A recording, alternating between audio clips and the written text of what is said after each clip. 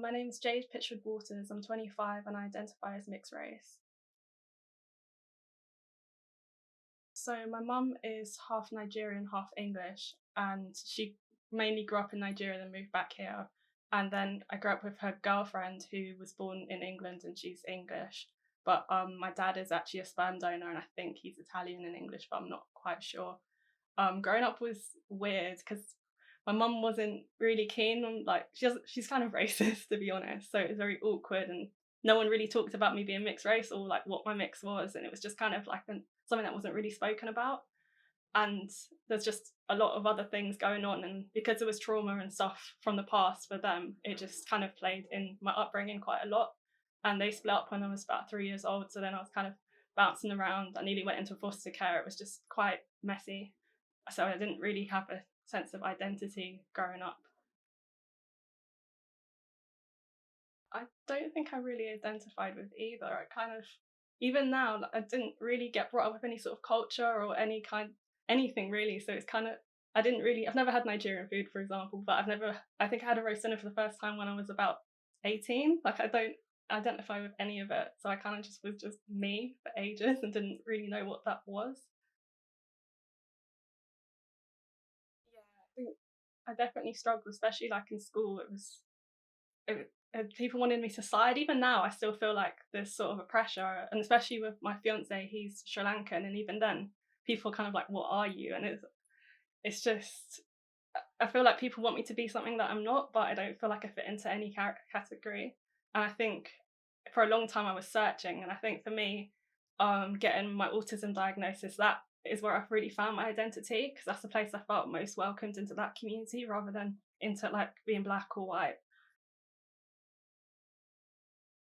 Not really, because my mum was so against it. And then when her and her girlfriend split up, and her ex girlfriend then had a new partner who was Jamaican, I kind of experienced it, but then I kind of wasn't allowed to because she was scared of what my mum would say. So it was kind of at arm's reach. And then I always loved like R&B and hip hop, and so then as I got older, I just started looking more, especially when I had like a laptop. I just was listening to that sort of stuff more and starting to explore it. And then I've always had an interest in history, so then I'd be watching documentaries and things like that, and that's kind of how I learned about a lot of it.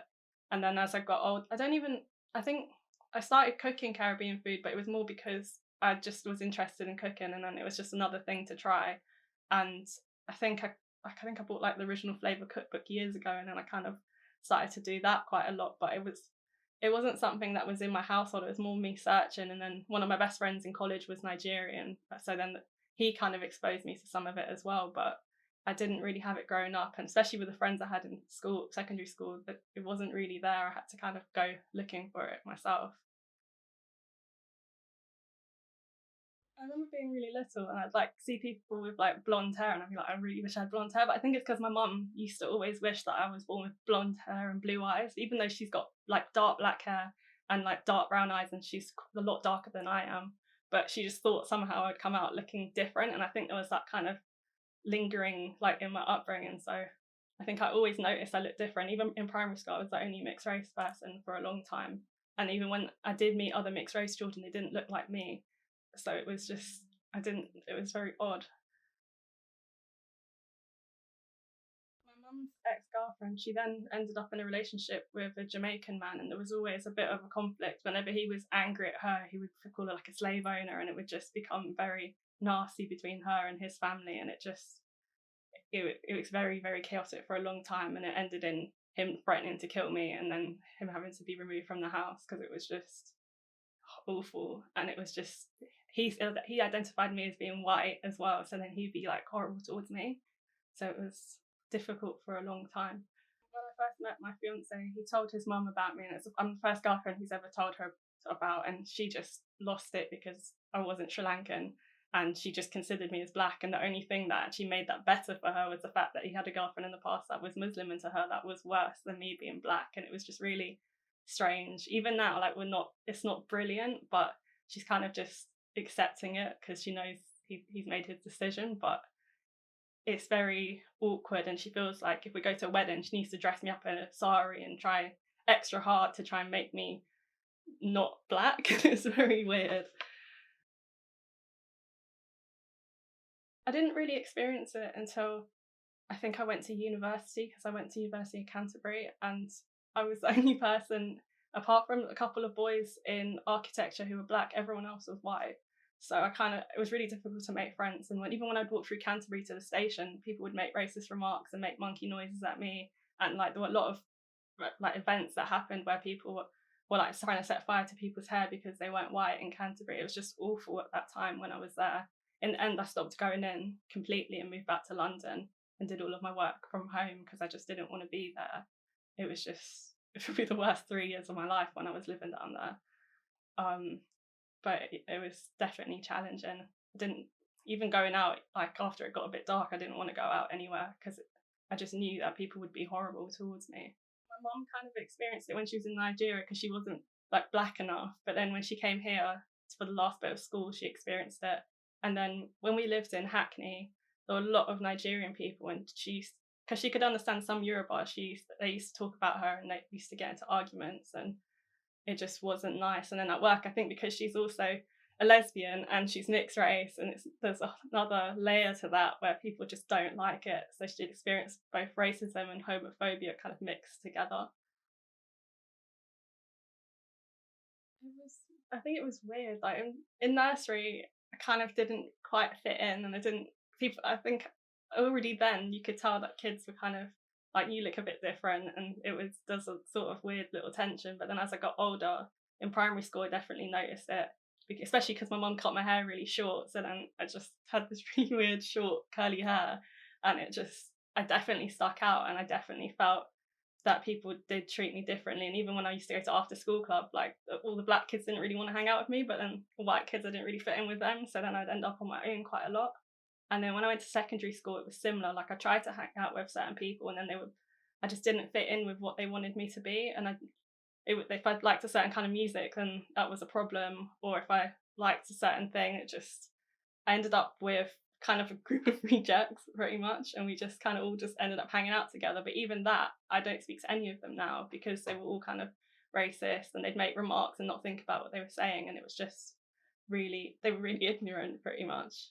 And then when I went to college, it was a bit better, but even then, it wasn't perfect because one of my best friends, it was weird. Like she was fine with me and my other friend, who we were both mixed race, but then to other people, she would just be completely racist, and her whole family were as well. Her mum hated me because I was mixed race, even though like we lived together at one point and everything. But it wasn't nice. And then uni pretty much was the same for my first degree. I did my next degrees in London, so they weren't too bad, and everyone was a lot older. But yeah, it was challenging, I think. But I think I mainly hung around with like the group at school was mainly white, and there were a few like Asian people, but it was like white goths pretty much. So they weren't the most accepting either. But it's just what happened, I guess. One of my last jobs, I was the only person who wasn't white, and if there was a student that wasn't white, they'd kind of automatically pushed into me. So there was one boy who'd come out of prison, and he like was basically a typical roadman, and they were like, Jade, deal with it, and no one wanted to talk to him, and they just kind of tried to push him away. And in the end, I had to like give him the tour for the course, even though I don't know the course because that wasn't my job. I had to do everything because they just didn't want to know, and they just used to stereotype and put me with any student basically that they didn't want to deal with, and it wasn't great. And even in the last college I worked at, especially with the black boys, they would put them with me straight away, or they'd be like, Jade can deal with him, he's too rude, he can't be in class, Jade, go out of class with him. And they just assume that I would know how to deal with it, which I don't. It's like I can, but still it's not. I think to a degree, like how I said before about students in college, if they were maybe black, they were all mixed race, and especially if they had behaviour difficulties, it was always Jade deal with it because they thought I would know how to. And I think just sometimes comments in the office and just how people would react, or if I eat a certain food, they're like, oh, it's because you're black, and it's like, it's not. I like all different kinds of food, and just little things, or you must like this kind of music, and it was very irritating a lot of the time. I wouldn't say my culture because I don't feel like I have one, but I think it's definitely there. Like especially like with my mum and even like my uncles, they kind of wanted like me and my cousins to be lighter, and it's like it. And like even like with my mum, she didn't want me to date a black boy, or even like she doesn't like my boyfriend because he's Asian. She was like, you need to date a white boy, all this stuff, and even with my mum, she only dates white women, and it was definitely there. And she made those comments even when I was about 7 years old, that I think she just didn't want me to have kids that were any darker than me, and it's strange. There's so many. One I get from a lot of my white friends, oh, you must smoke weed because you're mixed race. I'm like, no, I've never even like tried to smoke. Or like people think, oh, you must like black guys because you're mixed race, or even just silly things. I don't know. Just I had even stuff like still drinking and partying. Like people just assume that, or I think even my boyfriend or my fiance, he thought I was going to be really confident when he met me, and I'm the complete opposite. But just based on like how I look and my pictures and stuff, people make all these assumptions, and I think they have like a stereotype of what a mixed race girl should be like, and I'm not that. I'm probably the furthest thing from that a lot of the time, and I think people are almost disappointed when I don't fit into those stereotypes that they kind of have. And even just like about people try and guess what race I am, like they think I'm like half Jamaican and half something else, and they just like make all these assumptions, and it gets really irritating. I think I think in the way that like both can be fetishized. Like I know people that I've grown up with, they want mixed race kids just because they're pretty, and it's like they're not all going to be pretty, and that's just a bit silly. But I think some of the racism I experienced, I think if I was male, I wouldn't have experienced it because people would be more afraid to say stuff to me. But because they think they can intimidate me, they're more likely to say it. But I think as I got older, I think as well, like with dating, I think how people treated me, I think it was a lot worse and being a girl than if I was a boy, because people just come up to me and say anything, and they just approach me, or like I've been walking down the street and guys will just crowd around me, and it's just like it's really uncomfortable. But I think I wouldn't have experienced that as much if I was a mixed race boy. Definitely. I think in my last job, I had my hair up a lot of the time, and I think they all thought I was white the whole time I was working there. But even when I go to the butchers, they think I'm Greek. They don't realize I'm mixed race, and they think it's weird when I buy like goat to make curry goat, and it's just even little things.